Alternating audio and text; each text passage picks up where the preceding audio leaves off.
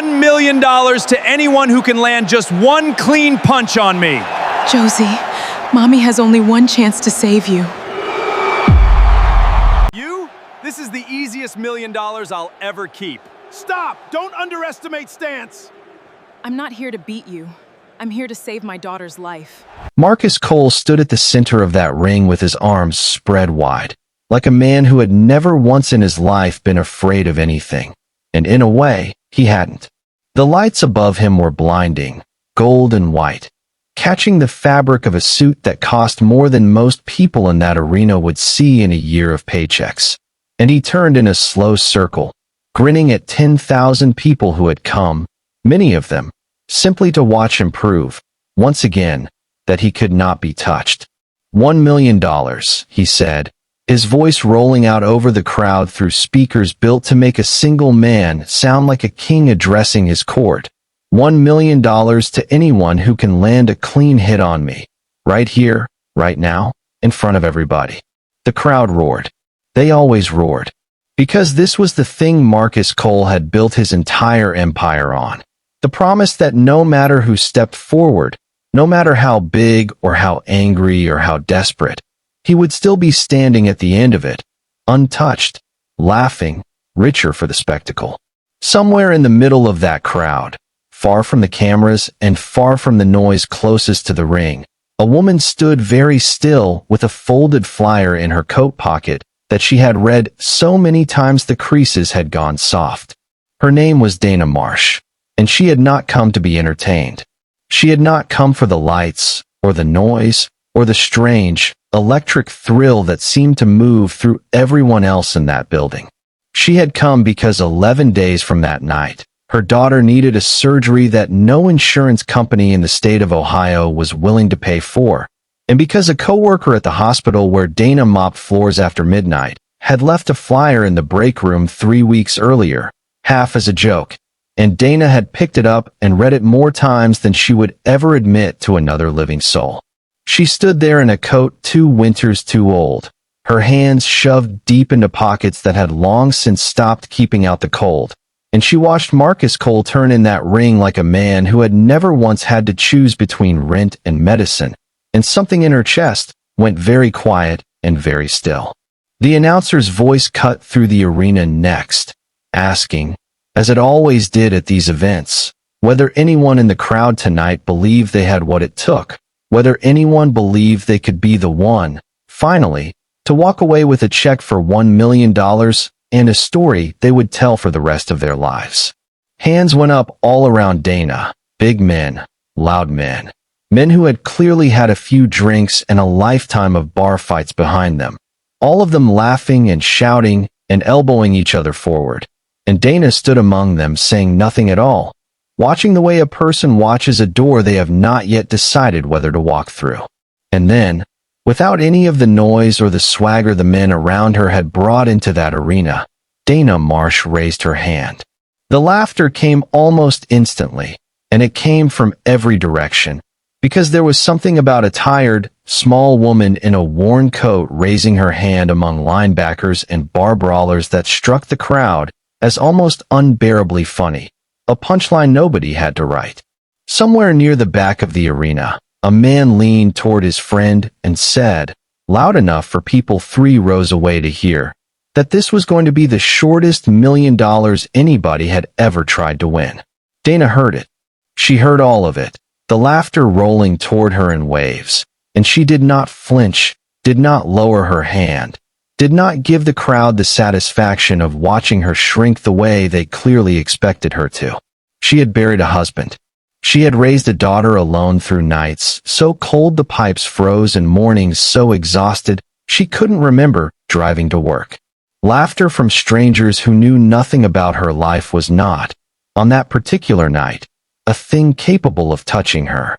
It was there, in the middle of all that noise, that a man near the far side of the arena went completely still. His name was Ruben Okafor, 61 years old, a retired boxing coach who had come to that event the same way he came to most things these days, quietly, out of habit, mostly just to watch. He had not planned on recognizing anyone in that crowd tonight. He had certainly not planned on what happened next, which was that the moment Dana Marsh took one small step forward toward the aisle, shifting her weight low and settling her feet into the floor in a stance most people in that arena would never even notice, Ruben Okafor felt something cold move straight through his chest, because he had taught that exact stance to a teenage girl 15 years earlier, in a gym that no longer existed, in a life Dana Marsh had apparently spent every year since trying to leave behind completely. Before we dive deeper,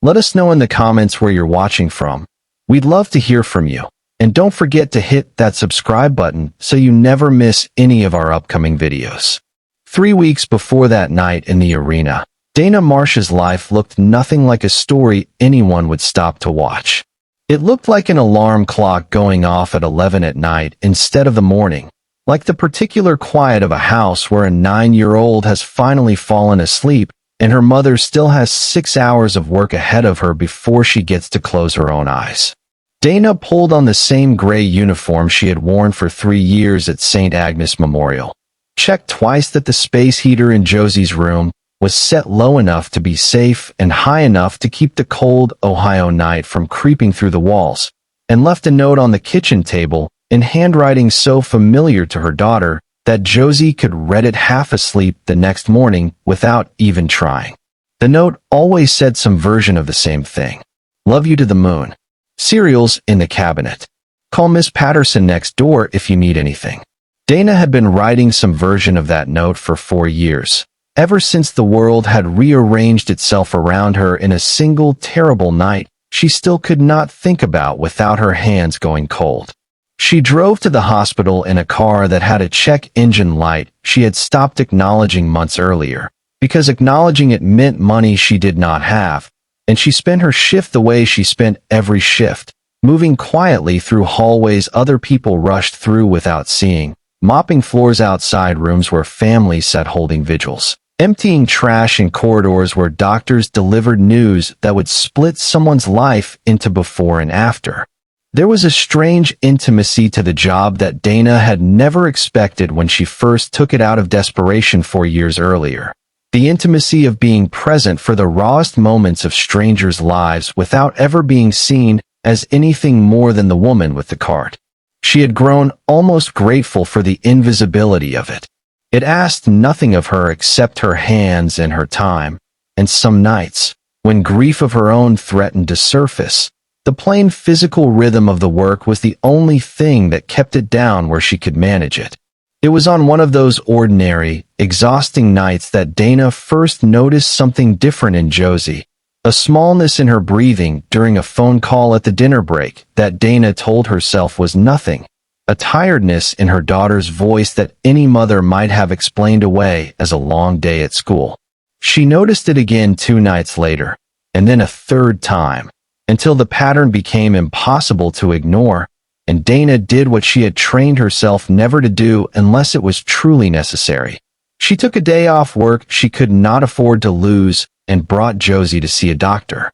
The pediatric cardiologist who examined Josie that afternoon was a kind man in his 50s named Dr. Whitaker, the kind of doctor who had clearly delivered difficult news enough times to have learned how to soften it without softening the truth. And he sat across from Dana in a small consultation room with Josie's scans pulled up on a screen between them, explaining, in the plainest language he could manage, that Josie had a congenital heart defect that had likely been present since birth, one that had gone undetected because it produced almost no symptoms until a child reached a certain age and size, and that it now required surgery, ideally within the next several weeks, before the strain on her heart progressed into something considerably more dangerous. Dana sat very still in that small room, the way she had learned to sit still through every hard thing life had handed her since Isaiah died, and she asked the only question that mattered in that moment, which was how much time they actually had. Dr. Whitaker told her, gently, that he would not want to let it go longer than a month at the absolute outside, and that 4 to 6 weeks was the window he would strongly recommend, understanding as he said it that he was watching a mother do the same silent arithmetic every parent in that position eventually does, The arithmetic of what her daughter's life was worth measured against a system that would demand proof of payment before it agreed to save her. That arithmetic got considerably worse 3 days later, when the insurance denial letter arrived, printed on paper too clean and too official for the devastation it carried, explaining in bureaucratic language that the specific procedure recommended for Josie fell outside their plan's coverage for what the letter called elective structural correction, a phrase Dana read 4 times before she understood that some administrator sitting in an office in another state had decided her daughter's surgery counted as optional. She called the number on the letter. She spent 40 minutes on hold, and when a representative finally answered, a woman with a flat, practiced voice that had clearly delivered this exact disappointment hundreds of times before, Dana was told that she could appeal the decision, that appeals typically took 6 to 8 weeks to process, and that in the meantime, the estimated cost of the surgery without coverage stood at just under $110,000. Dana hung up the phone and sat alone in her kitchen for a long time that night, staring at a number that might as well have been 100 million, understanding with a clarity that felt almost physical that 6 to 8 weeks was a timeline that did not exist for her daughter, and that whatever she was going to do to save Josie's life, she was going to have to do it herself, and soon. It was in the days that followed, moving through her shifts at the hospital with that number sitting behind every thought like a held breath, that Dana found herself, late one night after Josie had gone to bed, standing alone in her small kitchen, doing something she had not allowed herself to do in nearly 15 years. She rolled her shoulders back. She set her feet the way an old habit remembered a body could still move even when a mind had spent over a decade insisting it never would again, and she threw a slow, quiet combination into the empty air above her kitchen table, movements too clean, too controlled, too precise to belong to a woman who had simply picked up boxing as a passing hobby somewhere along the way. She caught her own reflection in the dark kitchen window mid-motion and stopped immediately, breathing hard, staring at a version of herself she had spent 15 years trying very hard to bury. She thought, standing there in the quiet of her kitchen with her heart pounding harder than the movement alone should have caused, of a gym that no longer existed on the east side of the city, of a coach who had once told a 17-year-old girl that she had the stillest hands he had ever trained, and of a night so long ago and so carefully sealed away in her memory that she rarely allowed herself to approach it even in her own private thoughts. She thought of Isaiah. And then, because thinking of Isaiah for too long in one sitting was still, after 4 years, more than she could survive on a work night, Dana closed the curtain over that kitchen window, turned off the light, and went to bed telling herself that whatever she needed to do to save her daughter, it was not going to involve going back to the version of herself she had worked so hard, for so long, to leave behind. It was 2 nights later, exhausted and searching for anything, that a co-worker at the hospital, a nursing assistant named Carla who Dana had grown close to over years of overlapping night shifts, mentioned almost in passing that she'd seen something online that morning that had made her laugh out loud in the break room. A billionaire named Marcus Cole who ran these viral events where he stood in a boxing ring and dared anyone in the crowd to hit him for $1 million, insisting nobody ever actually landed it, that his security made sure of that long before anyone got close enough to try. Carla had shown Dana the clip on her phone between rounds of restocking supply carts. Marcus Cole grinning under bright lights, arms spread wide, the crowd roaring around him, and Dana had watched it in silence, saying nothing at all, while something behind her exhausted eyes went very quiet and very still. She did not sleep that night either, not really, lying awake turning over a decision she had not yet let herself name directly, and it was somewhere near 4 in the morning, staring at the ceiling of a bedroom she had shared with Isaiah for exactly 2 years before losing him, that Dana Marsh finally admitted to herself the plain, frightening truth she had been circling for days. She was going to that event. She did not yet know exactly how, and she did not yet know what it would cost her to step back into a version of herself she had sworn, at Isaiah's funeral, she would never let her daughter see. But she knew, lying there in the dark with 11 days rapidly narrowing into fewer, that she had run out of doors that opened any other way. Before we dive deeper, let us know in the comments where you're watching from. We'd love to hear from you. And don't forget to hit that subscribe button so you never miss any of our upcoming videos. That decision did not arrive without her trying every other option first, because Dana Marsh was not a woman who reached for the hardest choice when an easier one still seemed possible, and the week that followed the insurance denial became a quiet, private tour through every form of asking for help that still preserved some shred of her dignity. She called her older sister, Renee, first, because family was supposed to be the place a person tried before anywhere else, and the two of them had not spoken in nearly 3 years, not since a disagreement neither of them had ever properly repaired, one that had far less to do with the argument itself and far more to do with the years of distance Dana had put between herself and everyone who had known Isaiah, everyone who might ask questions about a grief she had never fully explained to a single person in her life. Renee picked up on the fourth ring, her voice carrying the particular caution of someone answering a call from a person they had not expected to hear from, and Dana, swallowing whatever pride she had left, explained Josie's condition as plainly as she could manage, the surgery, the denial, the number that sat behind every thought now like a held breath. There was a long silence on the other end of the line before Renee spoke, and when she finally did, her voice carried an old, familiar hurt that had clearly never fully healed. She said she wished she could help, that she genuinely did, but that she and her husband were barely keeping their own heads above water since his hours got cut at the plant. And then, after a pause that lasted just a beat too long, she added something that landed harder than any refusal alone could have. She said that maybe if Dana had let the family in these past few years instead of disappearing the way she had ever since Isaiah, instead of never once explaining what actually happened that night or why she'd walked away from everyone who cared about her,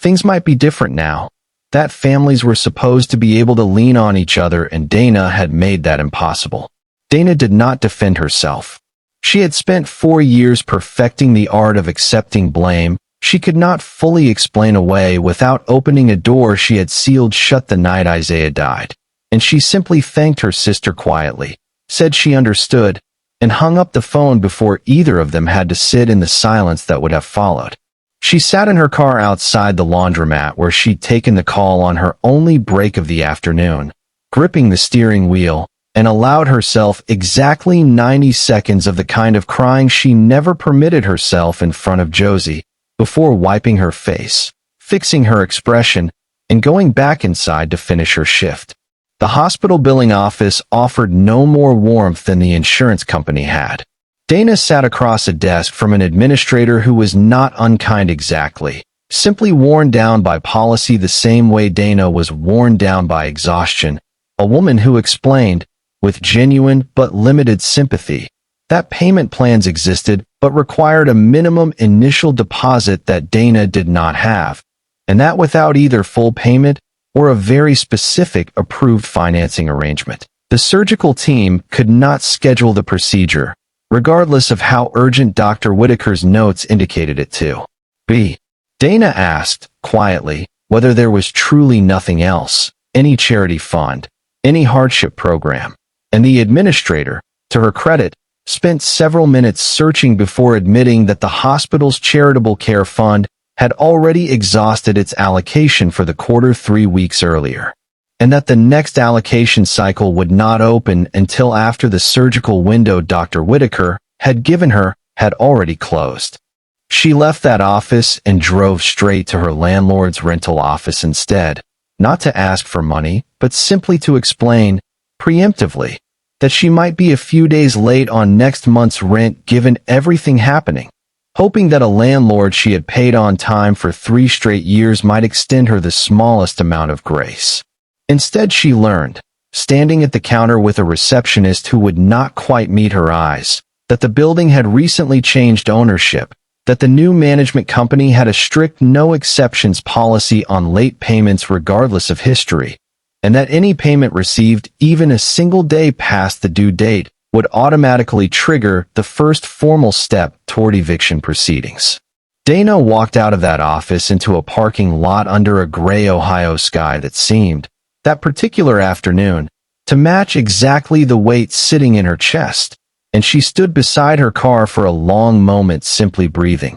because the alternative was allowing herself to fully feel how quickly the walls of her life were closing in from every direction at once. She tried one more avenue before the week was over, driving to a payday lending storefront on the edge of town with its bright yellow sign promising fast cash and no credit check required. Sitting across from a loan officer who ran through terms so aggressively compounded that Dana did the math twice in her head before she understood she would be paying back nearly double what she borrowed within a matter of months. A trap dressed up as a rescue.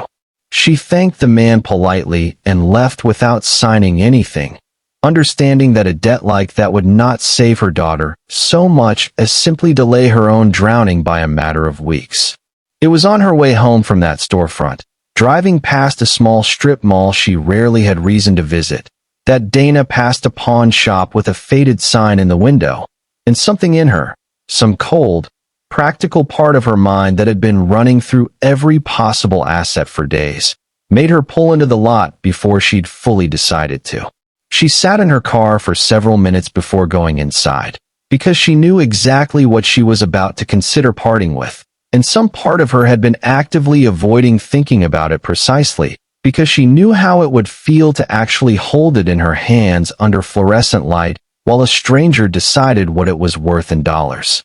She wore Isaiah's watch on a chain around her neck most days, tucked beneath her shirt where no one at work ever saw it.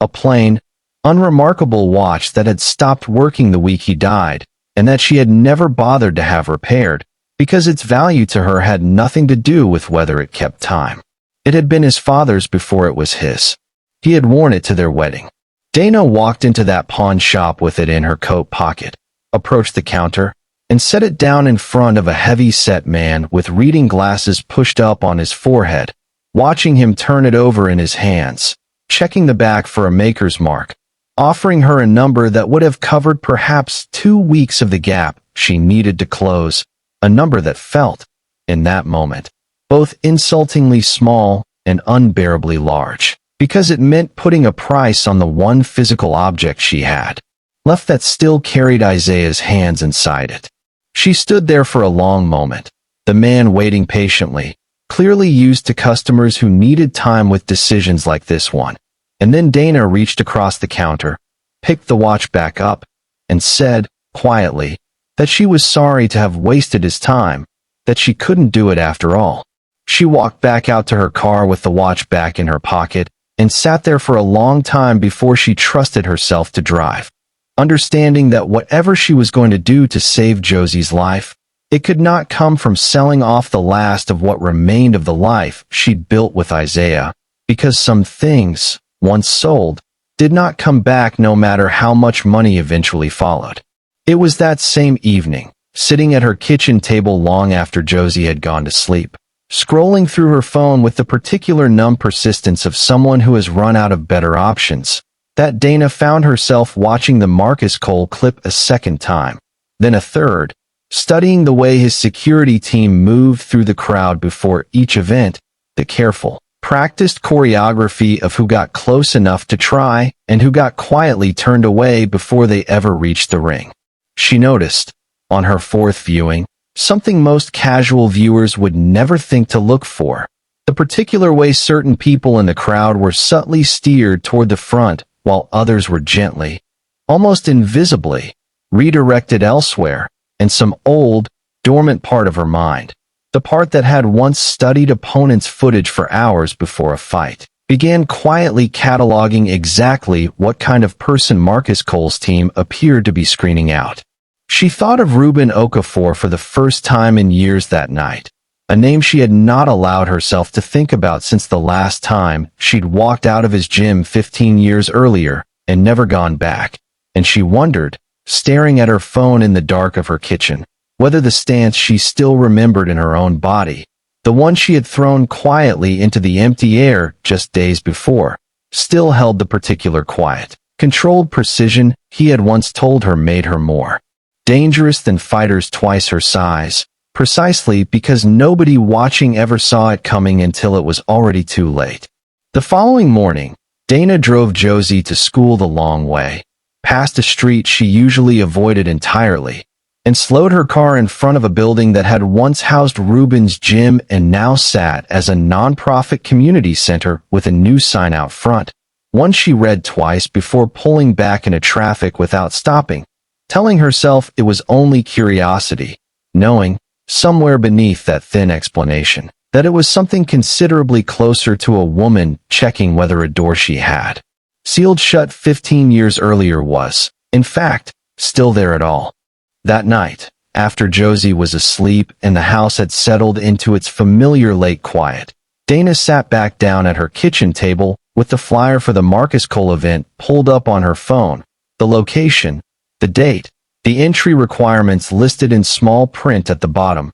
a form she would need to fill out claiming she understood the risks and releasing the event organizers from liability. And she read every word of it twice, understanding fully what she was considering before she, finally, quietly, filled it out and submitted it before she could talk herself out of it. 11 days remained on Dr. Whitaker's calendar. Dana had just spent one of them deciding, and there were now 10 left to see it through. She told Josie the following evening that she had picked up an extra overnight shift that weekend, watching her daughter's face for any sign that she suspected there was more to the story, and finding, with a small ache in her chest, only trust, the particular uncomplicated trust of a 9-year-old who had never once had reason to doubt her mother's word. Dana tucked her in that night, smoothed the blanket the way she always did, and sat for a long moment on the edge of Josie's bed after her daughter had fallen asleep,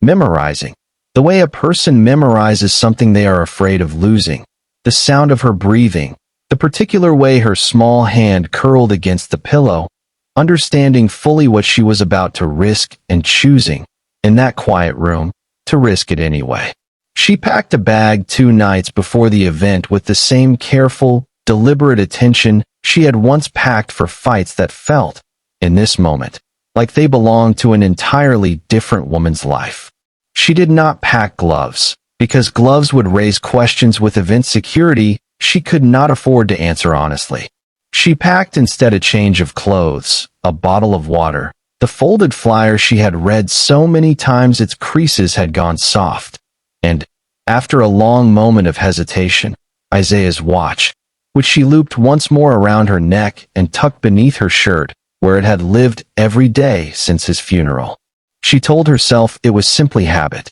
She understood, somewhere quieter, that she wanted him with her for whatever was about to happen, whether or not it made any rational sense to a woman who had spent 4 years insisting to herself that carrying him with her was something she'd stopped needing to do. The night before the event, Dana lay awake running through the particular arithmetic of risk that she had not allowed herself to think in for 15 years, understanding that Marcus Cole's team screened for anyone who looked capable of real danger, understanding that her only real chance rested entirely on being underestimated completely, on walking into that arena as exactly what the world had trained itself to see when it looked at a tired, small woman in a worn coat, invisible, harmless, no threat at all, right up until the single moment it would no longer matter what anyone had assumed about her. She fell asleep somewhere near 3 in the morning, and when she woke, there were exactly 2 days left before Dr. Whitaker's window closed for good, and 1 night left before she stood in that arena and raised her hand. The morning of the event arrived cold and overcast, the kind of gray Ohio sky that seemed to press down low over the city rather than simply hang above it. And Dana Marsh woke before her alarm, lying still in the dark for several minutes before she allowed herself to fully step into the day ahead. She made Josie breakfast the way she always did, scrambled eggs and toast cut into triangles, because Josie had decided years earlier that triangles simply tasted better than squares, and she sat across from her daughter at the small kitchen table, memorizing the ordinary details of that morning the way a person memorizes things they are afraid might be the last of their kind. The syrup on Josie's chin, the cartoon playing too loud on the counter tablet, the particular way her daughter hummed to herself between bites without ever noticing she was doing it. She dropped Josie at Miss Patterson's next door that afternoon, telling her daughter she'd see her first thing in the morning after her overnight shift, and she hugged Josie a beat longer than usual, long enough that Josie pulled back and studied her mother's face with the quiet perceptiveness children sometimes surprise their parents with, asking if everything was okay. Dana told her yes, that she was just tired, and Josie, satisfied, ran off toward Miss Patterson's living room where a puzzle waited half-finished on the coffee table, and Dana stood on the porch for a long moment after the door closed, gathering whatever composure she was going to need for the hours ahead. The drive to the arena took just under an hour, and Dana spent most of it in silence, the radio off, her hands steady on the wheel in a way that surprised her, because some old, buried part of her body seemed to remember how to prepare for something like this even after 15 years of insisting it never would again. She parked in a lot already filling with cars far nicer than her own, walked toward an entrance where a line had begun forming behind velvet ropes,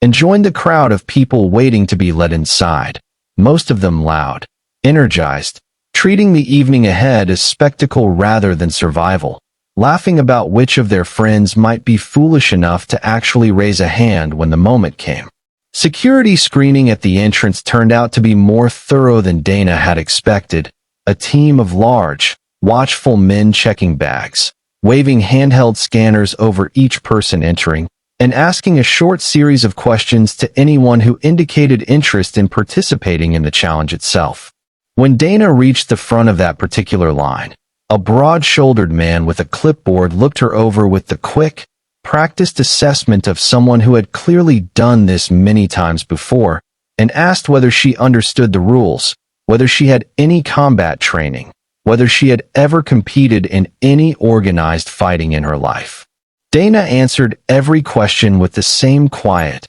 tired flatness she had practiced in her car on the way over, telling him no, that she'd simply seen the flyer and thought why not, that $1 million was $1 million, and she had nothing to lose by trying. The man studied her for a moment longer than she would have liked, glanced down at her hands, unremarkable, unscarred, ordinary, and waved her through without further comment, exactly as she had hoped he would. Inside, the arena was already filling toward capacity, the noise rising in layers. Music pulsing from massive speakers rigged around the ring, vendors selling merchandise stamped with Marcus Cole's face and the tagline he'd built his entire brand around, the man nobody can touch. Dana found a spot standing near the middle of the crowd, close enough to eventually be seen when the moment came, far enough to avoid the particular attention that came with standing too near the front too early. And she waited there for nearly 40 minutes as the arena filled around her, watching the energy build towards something she understood better than almost anyone else in that building, was designed entirely to make people feel like they were part of history in the making, when in truth they were simply an audience for a show whose outcome had already been quietly decided long before the lights came up. It was during that long wait, standing in the crowd with her heart beating steadier than she expected, that Dana became aware of a man perhaps 15 feet away who seemed to be watching the crowd rather than the ring, an older black man in a plain jacket, gray at the temples, standing with the particular stillness of someone who had spent a lifetime reading rooms rather than simply occupying them. She did not recognize him at first, distracted as she was by everything she still needed to keep steady inside herself. And it was only when the lights finally dimmed and the announcer's voice rolled out over the crowd, introducing Marcus Cole to a roar that shook the walls, that Dana allowed herself to fully look up toward the ring and, for a brief moment, glance sideways at the man standing near her, something distantly familiar tugging at the edge of her memory before the moment passed and her attention returned fully to the spectacle unfolding above them. Marcus Cole climbed into the ring exactly the way his campaign had trained 10,000 people to expect him to, unhurried, grinning, his suit catching the light in a way clearly designed by someone whose entire job was making sure Marcus Cole looked exactly like a man who could never be beaten. He raised his arms the moment he reached center ring, and the crowd's noise climbed another full register, and he stood there for a long, theatrical moment simply absorbing it. A man who had built an empire on being watched and had never once, in Dana's understanding of him from the clips she'd studied, appeared uncomfortable with the weight of that attention. $1 million, he said again, his voice carrying that same easy, practiced confidence Dana had heard a dozen times on her phone screen in the quiet of her kitchen, to the first person in this arena who can land a single clean hit on me. He turned in a slow circle as he spoke, addressing every section of the crowd in turn, and the announcer beside him began working the audience the way these events apparently always did, asking who believed they had it in them, asking who was brave enough to step forward and try. Hands shot up across the arena, dozens of them, big men eager to be chosen, and event staff began moving through the crowd, screening, selecting, waving certain volunteers toward the ring while quietly redirecting others back into their seats with practiced, dismissive efficiency. Dana watched all of it with the same careful attention she had given the video clips at home, cataloging exactly which kind of volunteer got waved forward and which kind got turned away, and when a staff member finally worked his way close enough to notice her standing quietly with her hand raised, she watched him hesitate for only a fraction of a second before waving her toward the aisle. Exactly the reaction she had hoped for. Exactly the underestimation she had built her entire plan around. The walk from the crowd to the ring felt, to Dana, considerably longer than the physical distance actually was, the noise around her rising and shifting as people nearby began to notice her, a ripple of laughter spreading through the sections closest to the aisle as men twice her size stepped aside to let the small, tired-looking woman in the worn coat pass by toward the ring. She heard, somewhere behind her, a voice loud enough to carry, saying something about how this was clearly going to be the shortest $1 million in the history of the event, and she heard the laughter that followed it roll through the crowd in waves, and she did not turn around, did not slow her pace, did not give any of it the satisfaction of visibly landing. It was in the middle of that walk, with the ring drawing steadily closer and the noise of the crowd rising into something almost physical, that the older man in the plain jacket, the one Dana had noticed earlier without fully placing him, took several quick steps forward through the crowd, his expression shifting from simple observation into something considerably more urgent, and Dana, glancing briefly in his direction as she passed, felt a flicker of recognition finally surface fully into memory, a face from 15 years earlier, a gym that no longer existed, a voice that had once told a 17-year-old girl she had the stillest hands he had ever trained. She reached the base of the ring steps as the announcer continued working the crowd into a final crescendo, climbing up onto the apron with the same careful, deliberate movement she had once used stepping through ropes a lifetime ago, and she settled onto the canvas across from Marcus Cole, who looked her over with the same easy, condescending amusement Dana had expected from every clip she'd studied, leaning slightly toward the nearest camera to deliver a line clearly meant for the broadcast, rather than for her directly. Something about how they'd apparently saved the smallest challenger of the night for last. A joke that landed exactly the way jokes like that were designed to land, at her expense, for the crowd's entertainment. Dana said nothing in response. She simply set her feet, rolling her weight low the way muscle memory older than 15 years still somehow remembered how to do without her mind having to issue the instruction consciously. And it was in that exact moment, with her stance settling fully into a shape the cameras would broadcast to every phone and television watching, that the older man in the plain jacket reached the front rail of the arena floor, gripping it with both hands, and shouted,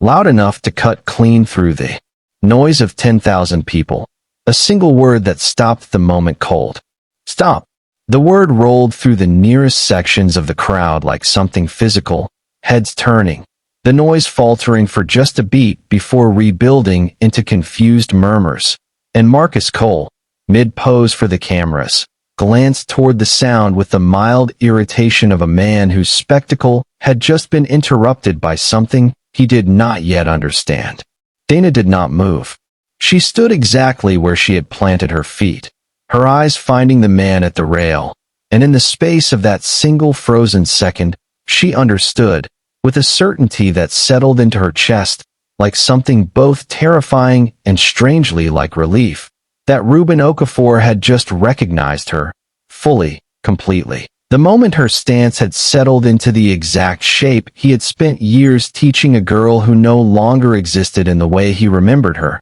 and that whatever quiet life she had built to bury that girl for good had just, in front of 10,000 people and every camera in that arena, come undone. Security moved faster than the crowd's confusion could keep pace with. Two men in dark polos stepping quickly toward the rail where Ruben Okafor stood, his hands still gripping the barrier. His eyes locked on Dana with an intensity that had nothing to do with stopping a stranger's foolishness and everything to do with a fear he had carried, quietly, for 15 years, that he might one day see this exact stance again and not be close enough to do anything about it. One of the security men reached him first, a hand landing firmly on his shoulder, already moving to pull him back from the rail. And Ruben did not resist so much as simply raise both hands, palms open, and say, in a voice pitched to carry without shouting,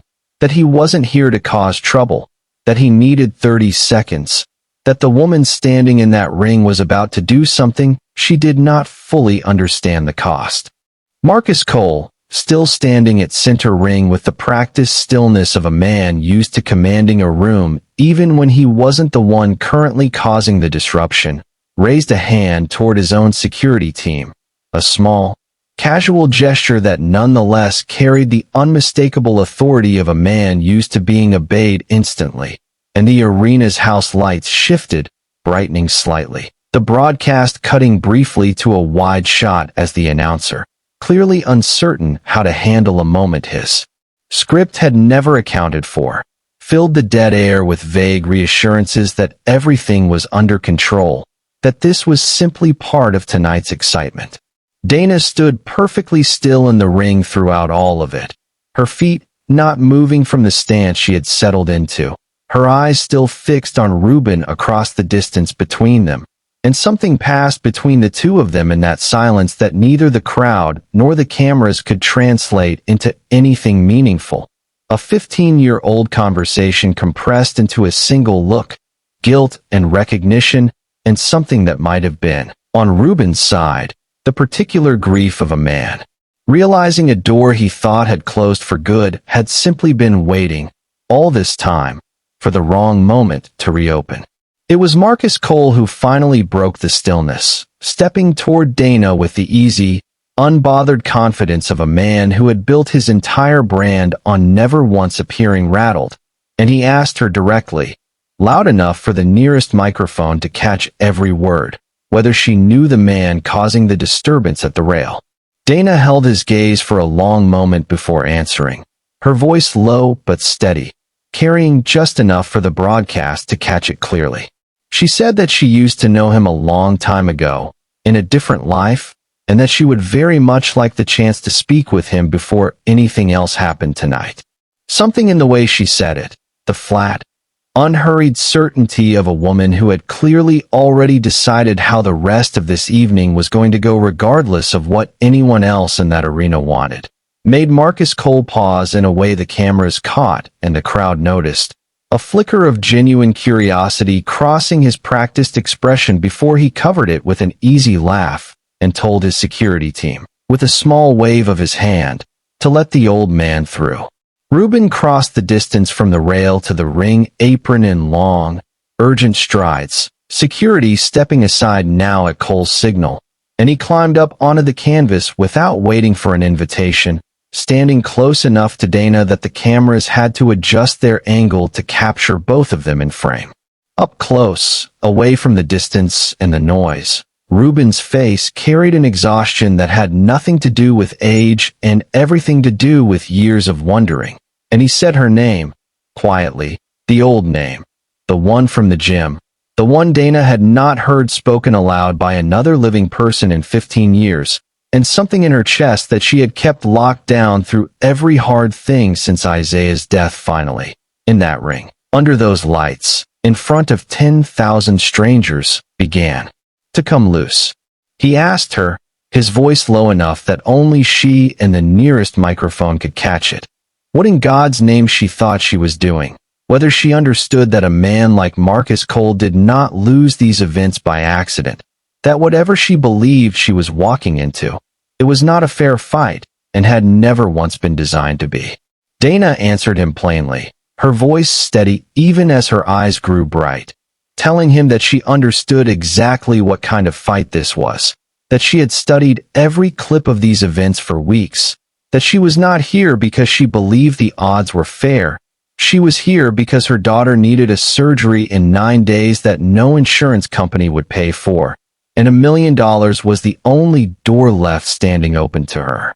Ruben absorbed that in silence for a long moment, his jaw tightening, and when he spoke again, his voice carried the particular rawness of a man finally saying something he had rehearsed in his own mind for years without ever expecting the chance to say it out loud. He told her that he had spent 15 years believing that whatever happened the night she walked out of his gym for the last time had been his failure to prevent, that he had let her carry a weight alone that should never have been hers to carry by herself, and that watching her step into a ring again tonight, for reasons that had nothing to do with the sport and everything to do with a debt the world had unfairly handed her, felt like watching history insist on repeating itself in a shape he was not going to allow to happen a second time without saying something first. Marcus Cole, watching this exchange play out with an expression that had shifted from curiosity into something more guarded, finally stepped closer and asked, with the first genuine trace of unease the broadcast had caught from him all evening, exactly what history the old man was referring to. The arena had gone unusually quiet by then, the crowd sensing, the way crowds sometimes do, that whatever was unfolding in that ring had stopped being entertainment and become something considerably more real. And it was into that quiet that Ruben Okafor, still holding Dana's gaze, said the name that would change the shape of everything that followed. He said the name Isaiah Marsh. Marcus Cole's expression, so carefully composed through years of cameras and spotlights, faltered for just a fraction of a second. A flicker Dana caught, and Ruben caught, and the nearest camera caught clearly enough that it would be replayed and dissected online within hours, before he recovered himself and asked, in a voice that had gone noticeably quieter, who exactly Isaiah Marsh was supposed to be to any of them. Dana answered before Ruben could, her voice steady despite the tears now visible under the arena lights, and she told Marcus Cole, in front of 10,000 people and every camera trained on that ring, that Isaiah Marsh had been her husband, that he had died in a boxing match at one of Cole's earliest, unlicensed events years before Cole had built the empire standing around them now, and that she had spent 4 years carrying that loss in silence, because the settlement she had signed in her grief, exhausted and desperate and barely able to think straight, had asked her never to speak his name in connection with Cole's company again. The arena had gone almost completely silent by then. 10,000 people caught in that particular hush that falls over a crowd when everyone senses, at the same time, that they are witnessing something no script had prepared them for. Marcus Cole stood very still at the center of that ring, his composure, so carefully built over years of cameras and spotlights, cracking in a way the nearest lens caught in unforgiving detail. And it was in that silence that a man came half running, half stumbling up the ring steps from somewhere near the production area, a thin, anxious man in a headset who Dana would later learn was named Trent Vale, Cole's head of security and public relations, the man whose entire job existed to make certain moments exactly like this one never happened. Trent reached Cole's side and leaned in close, whispering something urgent enough that his hand shook slightly against the microphone clipped to his own collar, and Dana watched Cole's face change again as he listened, the practiced ease draining out of it, and something considerably more uncertain rising to take its place. She did not need to hear the words to understand what was being said, because she had lived inside the outcome of that conversation for 4 years already. The settlement, the file, the name that had been buried under legal language, and a payment that had kept her fed and housed through the worst winter of her life, while asking her, in exchange, to never speak Isaiah's name where anyone connected to Cole's company might hear it again. Cole straightened slowly after Trent finished speaking, and when he looked at Dana again, something in his expression had shifted entirely, the showman's grin gone completely, replaced by the look of a man doing rapid,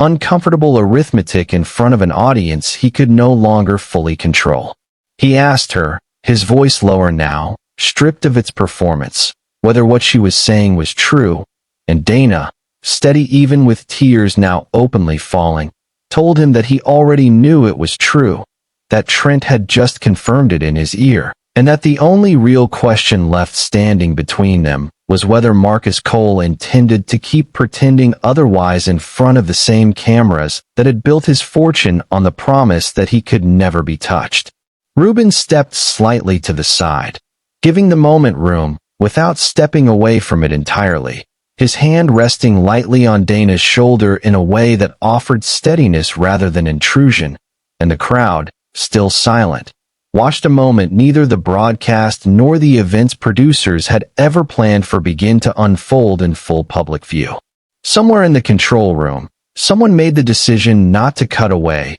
perhaps because they understood, the way seasoned broadcast people sometimes do, that whatever was happening in that ring had become considerably more valuable and considerably more true than the spectacle it had replaced. Cole asked, quietly, whether Dana had come there that night intending to expose him, and Dana answered honestly, telling him no, that she had come only because her daughter needed a surgery in 9 days and $1 million was the only door she had left, that she had not even fully allowed herself to think about Isaiah walking into that arena, because thinking about him for too long in one sitting was still more than she could carry most days, and that whatever had just happened between them had not been her plan at all, only the truth finally finding its own way into the light after 4 years of being asked to stay buried. Cole was quiet for a long moment, the arena holding its breath around him, and when he finally spoke again,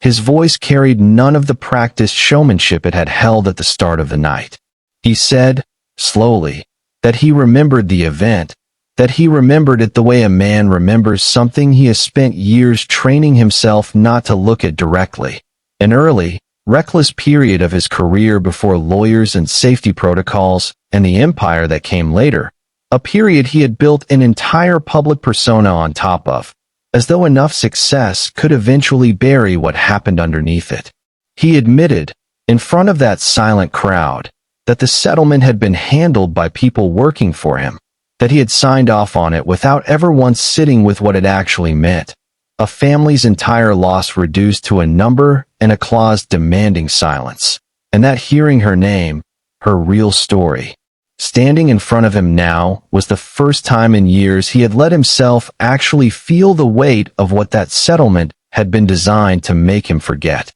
Dana listened to all of it without moving, without softening, understanding that an admission spoken under pressure in front of 10,000 witnesses was not yet the same thing as genuine accountability, and she told him plainly that she had not stepped into that ring tonight for an apology, that she had stepped into it for her daughter, and that whatever he decided to do next, in this moment or in the quiet that would follow once the cameras eventually turned away, would tell her far more about the truth of him than anything he said while everyone was still watching. Marcus Cole stood in that silence for a long moment, The entire arena waiting on him in a way no amount of money had ever been able to buy. And when he finally moved, it was not toward the microphone clipped near the edge of the ring, where a producer could easily have handed him a clean, camera-ready line to close the moment out. He turned instead toward Trent Vale, who was still standing at the ropes with his headset askew,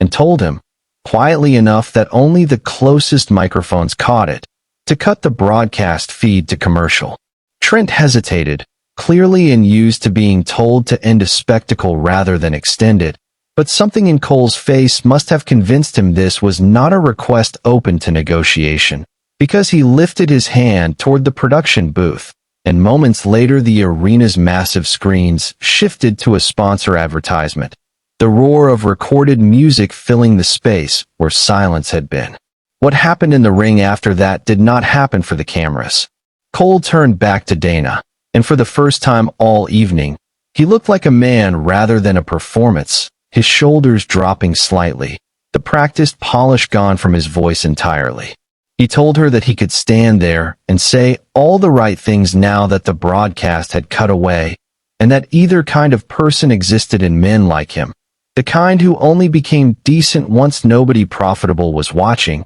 or the kind who understood that decency mattered more, not less, once the audience was gone. He said he intended to be the second kind, though he understood he had no right to ask her to simply take his word for it. He asked her, plainly, what Josie needed, and Dana told him, her voice steadier now than it had been in weeks, the surgery, the 9 days, the number that had sat behind every thought she'd had for the past 3 weeks like a held breath. Cole did not offer her a check in that ring, did not turn the moment into one more piece of spectacle the way Dana had half feared he might, some grand televised gesture designed to repair his image in front of the very cameras he'd just cut away. He simply told her that he would have someone from his office contact Dr. Whitaker directly within the hour, quietly, privately, with no press release and no conditions attached, and that whatever the actual cost of Josie's surgery turned out to be,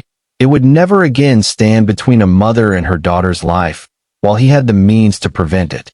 Reuben stayed close through all of it, and when the immediate weight of the moment finally eased enough for Dana to breathe fully again, he asked if they could step down from the ring together, away from the lingering crowd and the cameras that would eventually come back to life. They walked down the ring steps side by side, and it was there, in the relative quiet beneath the stands, that Reuben finally said the thing he had carried for 15 years without ever having the chance to say it directly. He told her that the accident that had ended her fighting career all those years ago had never been fully her fault the way she had spent a decade and a half believing, that there had been a piece of faulty equipment at the old gym that ownership had been warned about and chosen not to replace, a detail he had learned only after she'd already walked away and never returned, and that his own guilt over staying silent about it for so long had been part of what kept him watching every fight.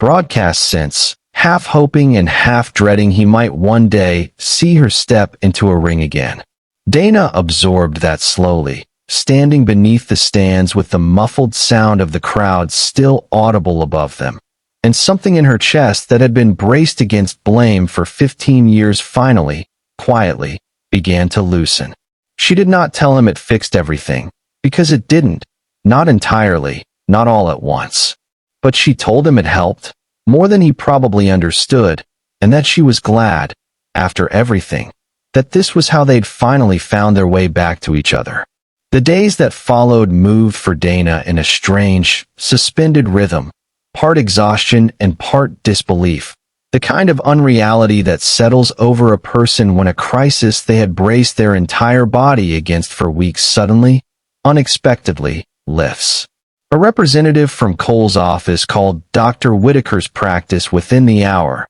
exactly as promised, and by the following afternoon Dana sat across from the same billing administrator who had once told her, with practiced sympathy, that there was nothing more the hospital could do. Only this time the woman slid a folder across the desk with a different kind of paperwork inside it. Confirmation that the full cost of Josie's surgery had been covered privately, quietly, with no press release, and no public acknowledgement attached to it anywhere. Dana did not tell Josie where the money had come from. Not fully. Not yet. She told her only that the surgery was scheduled, that everything was going to be fine, and she watched relief spread across her daughter's face in a way that made every hard choice of the past 3 weeks feel, finally, worth what it had cost her. The surgery took place 6 days later, a long, quiet morning in a hospital waiting room that Dana spent gripping a paper cup of coffee she never drank.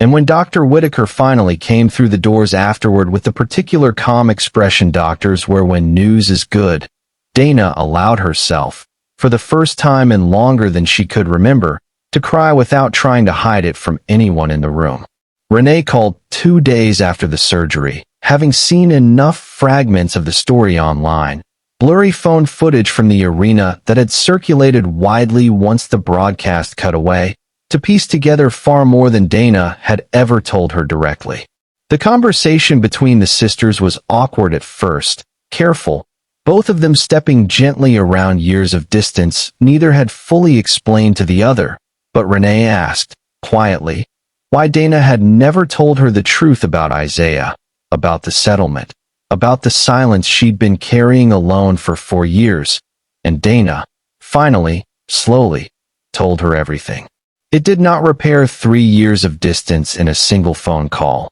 but it opened a door that had been sealed shut for a long time, and by the following weekend, Renee had driven the 2 hours to see Josie in person for the first time since before the surgery had ever become necessary.